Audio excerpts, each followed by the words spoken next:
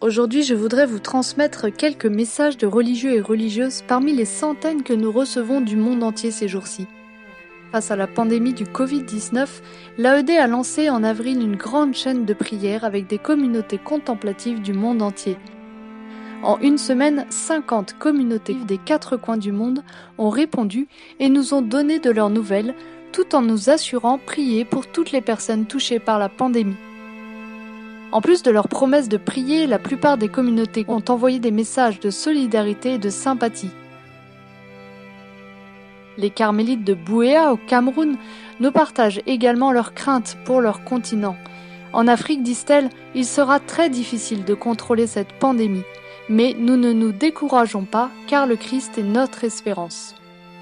Pour beaucoup de ces communautés, la maladie du coronavirus s'ajoute à d'autres problématiques.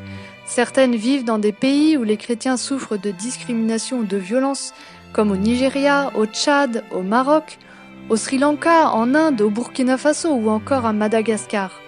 Les carmélites de Morondava, justement à Madagascar, affirment « La pandémie a également frappé notre pays, mais maintenant beaucoup de gens ont peur que les milices terroristes profitent de la situation pour se livrer à des pillages. » D'autres vivent dans des États où la pandémie du Covid-19 a aggravé les difficultés économiques, comme en Équateur, au Venezuela ou encore en Ukraine.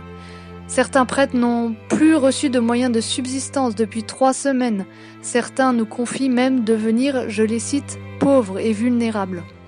Des religieuses n'ont même pas suffisamment d'argent pour acheter des savons ou des articles d'hygiène.